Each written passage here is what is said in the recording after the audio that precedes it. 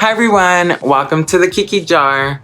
I wanted to give a quick thanks to all of you guys who have already been so supportive and loving, and just know that all of your words and appreciation are deeply, deeply appreciated by me, and thank you so very much for giving me this opportunity and joining along on this journey that I have started. So before I begin my video, I wanted to give a quick little trigger warning. I will be talking about recent hate crimes that have been happening to the Asian community, and I will also talk about a recent tragedy that just happened. I know that these subjects are very fresh, they are very emotional, and if you are feeling a lot regarding this subject, I just wanted to give this warning in case you might want to exit out of this video. But before you do, I would want to recommend following this link. I will be adding all the links, everything that I'm talking about in this video in the description box. It is a link to a wonderful website created by UC Berkeley, and it is a page regarding coping with trauma, grief, loss, and tragic news and events. And this is such a wonderful piece. It talks about reasons why you may be feeling some type of way, gives you reassurance, and it also gives you things of how to cope, of how to cope with these reactions.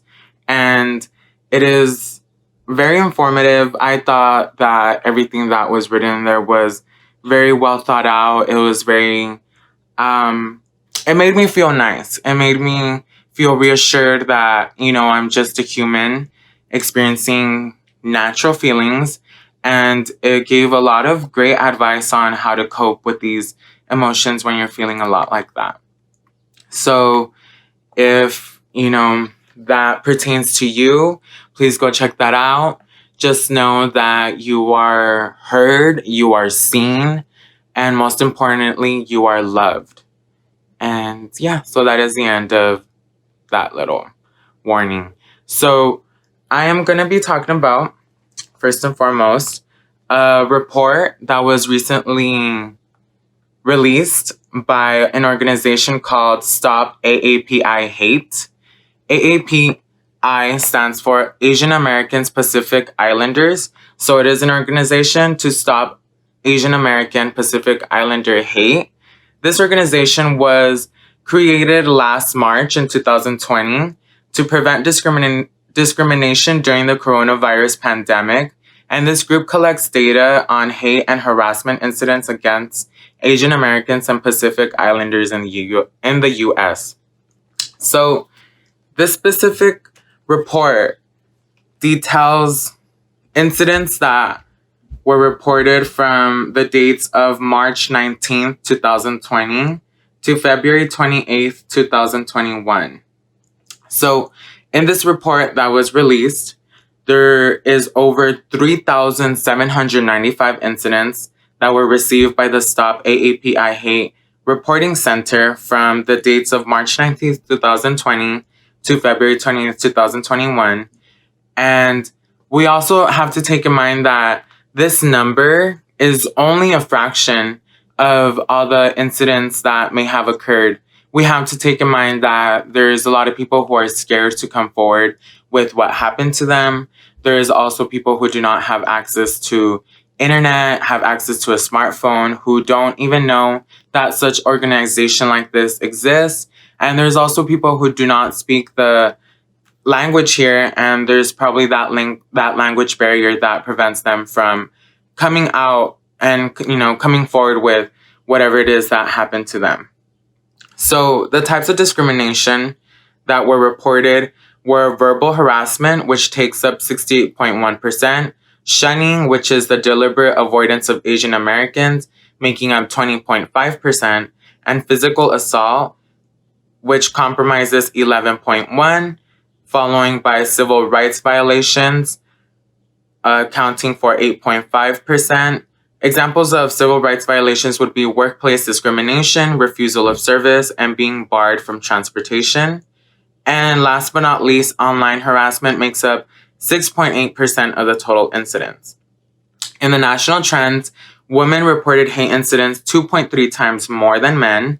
Youths 0 to 17 years old reported 12.6 of the incidents, and seniors 60 years and older reported 6.2.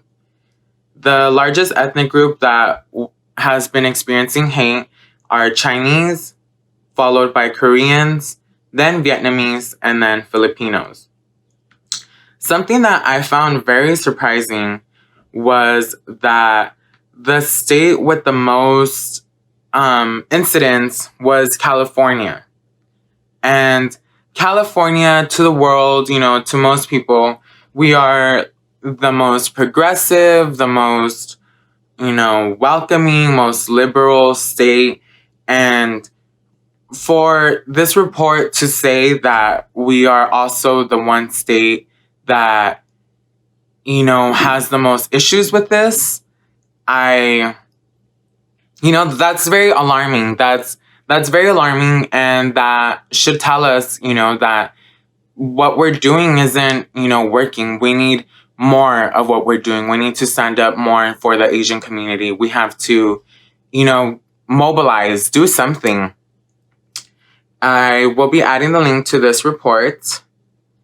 And so, the following thing that I was going to talk about was a recent tragedy that happened in Atlanta. I will be looking down a lot because I have all my notes down here. But yes, so on March 16th, 2021, a white supremacist by the name of Robert Aaron Long, age 21, of Woodstock, Georgia, visited 3 Atlanta spas that left 8 dead, 6 of them being Asian women. And an official statement from the South Korean consulate in Atlanta confirmed that 4 of these six were ethnic Koreans. When Robert was taken into custody, keyword taken into custody, not killed, because cops, whatever. He was taken into custody. He told authorities he had struggled with sexual addiction and targeted the victim's work to rid himself of this temptation. He also said that when he was apprehended, he was driving to Florida where he was going to commit similar violence at a business connected to the porn industry there. This kind of thing, it always happens when we see a white man create atrocious crimes. When we see a white man kill people on the streets mercilessly, and when they get, caught and, going through the law system process, we always have this, story that they want to spin and not call it for what it is. They're trying to make this like a sex addiction thing issue, but no, we have to call it for what it is. This was a hate crime targeted to women because this man couldn't calm his urges, and he, in his mind, thought that it would be okay, that it would be understandable, that it was just for him to create these crimes, to go ahead and kill all these people, just for that. If you're a sex addict, you do not go out and kill people. You go out and look for sex. You do things that will find you that. It's ridiculous. There's a press conference where the sheriff station that has this individual, Robert Aaron Long. So there's a press conference where, the sheriff, Frank Reynolds, is the one who said that he had a sexual addiction and then followed by a person named Captain J. Baker, who went ahead to say that the shooter was simply having a really bad day. That's another thing that just pisses me the fuck off. Off.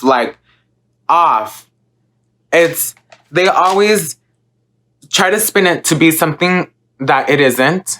It's like, oh, he's a lone wolf, or, oh, sex addiction, oh, this, oh, that. And then they proceed to cover it up by saying, oh, they were just having a really bad day. Like, what the fuck? Like, this is ridiculous. This is absurd. If this person were a person of color who had committed these tragedies, we wouldn't even be having this conversation. They wouldn't even have been able to get, into custody like they do with white men. They would have just shot them dead, and that's it. Case closed. Because it's just ridiculous to see how much racism is intertwined with politics and the way that the media writes about things. This article where I'm talking about all this information from is a New York Times article. And I thought something fucking dumb. Another thing that makes me just really mad is that they always want to, like, add that these people were good ones, or, like, try to highlight the good things that they did in their lives. This article mentions his religious past of being part of the Crabapple First Baptist Church. And reading that section just really pissed me off, because I'm just gonna keep, we have to think about it how it is when it's a person of color. When, like, we have right here in this situation a white man going out and committing murder. Yet we have people of color being killed out in the streets for looking suspicious, for fitting the description, for walking home at night. And they get killed. And then we have these stupid ass people, these bootlickers, who are here to defend our racist justice system. And they always they dig up, like, they're like, oh, 17-year-olds got murdered. But, oh my God, we found out that they smoked a little weed when they were 15. Yeah, fuck them. Like, the level of, like, what is wrong with that is just astronomical. It is, like, these people are fucking disgusting to be thinking like that. In some of the threads of this specific tragedy, there was a lot of racist comments, a lot of violent, disgusting comments that I had read. There was comments talking about that, oh, this was not a happy ending, and just stuff like that, and like imitating the dialect. And it's just so disgusting to see how disheartened and how dehumanized people have made people of color to be. There's a really good point that this Twitter user by the name of Nancy Wong Yuen had said on Twitter. They said, addiction and fetishism can absolutely be racial. Identities overlap. Now, I really, really loved that they made that point, because there is often this fetishism that happens towards the Asian community, and they are just fetishized for sex, but then within that same sentence, they are degraded to their body parts. They are degraded to the workplaces that, they work at, their language. It's these things all intertwined together. Casually racist jokes intertwined with sexism and sexual violence made to the expense of the members of those in the Asian community, they're not funny. Are what they do is that they dehumanize these people, which further leads to violence. And this tragedy is a huge example of that. I would like to name the names of the victims that were killed. I would like to, just take a moment to acknowledge them. And so their names are as follows: Delana Ashley Yan, Paul Andre Mitchells, Xiaoji Ian, Diaozhou Feng, Sun Chung Park, Haun Yung Grant, Sun Cha Kim, Yang E Yue, and there was one person injured by the name of Elias R. Hernandez Ortiz. My heart goes out to everybody directly affected by this and those not directly affected by this, the families and loved ones of these victims.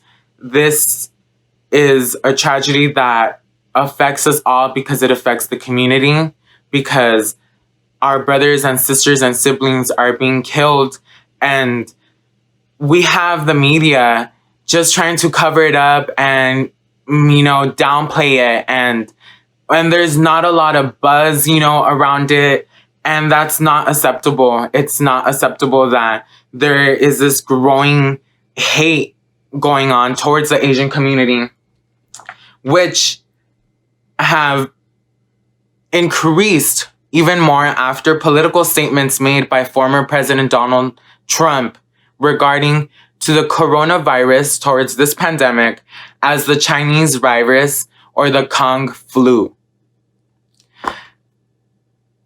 We need to work together to put an end to this.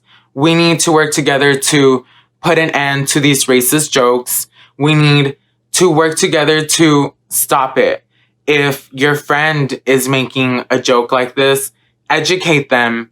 Don't just tell them to stop, because that doesn't, do much. And some people, although it is that they don't know that what they're doing is necessarily wrong, because they do not know how serious and what snowball effect that does.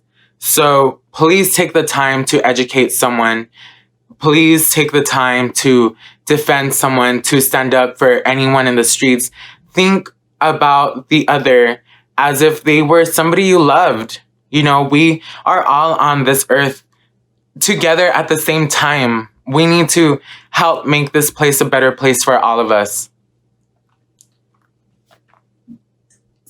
All right, so I think that is all I have to say regarding the tragedy. And they rest in love, and these people will never be forgotten.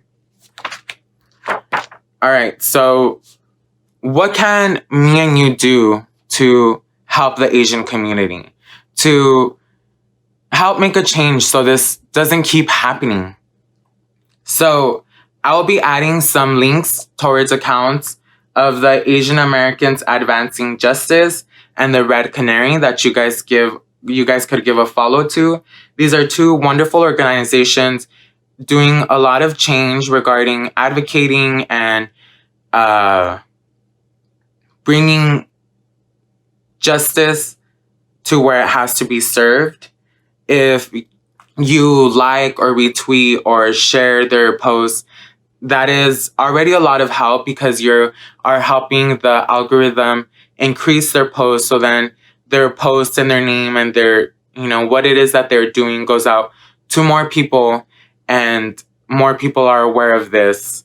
You could also donate to obviously donate to all of these organizations. There is also something that I found very cool. There is an organization named the Advancing Justice Organization, whose mission is to fight for civil rights and empower Asian Americans to create a more just America for all. And also Holla Back, whose mission is to end harassment in all its forms.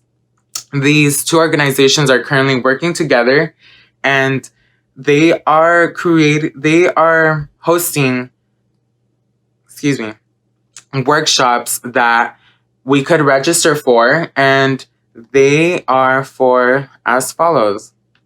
So they have a bystander intervention to stop anti-Asian American harassment and xenophobia workshop, bystander intervention 2.0 conflict de-escalation training workshop, how to respond to harassment for people experiencing anti-Asian American harassment training workshop, and that is all of them.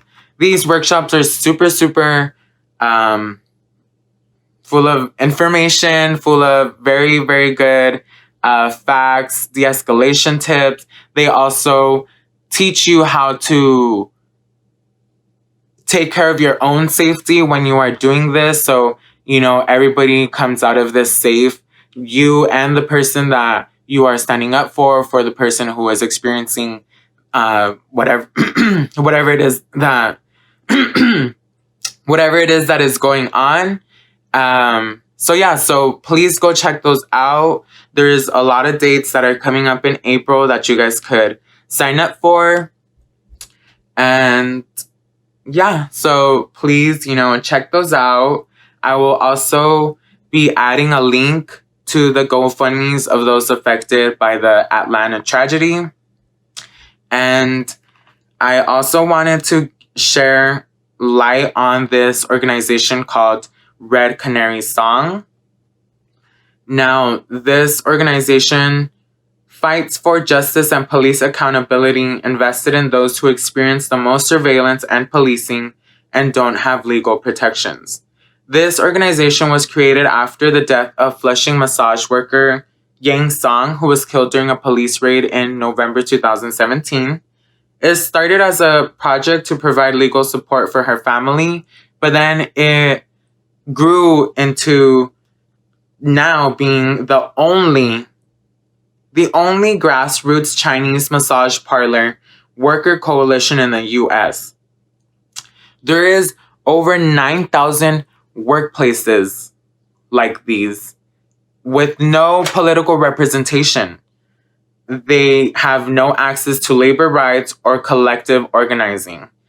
And something that is affecting this, it's affecting sex work, is that there's anti-trafficking nonprofit organizations that claim to speak for migrants in sex trades, but in reality, they promote increased policing and immigration control, which harms other, rather than protecting these migrant sex workers.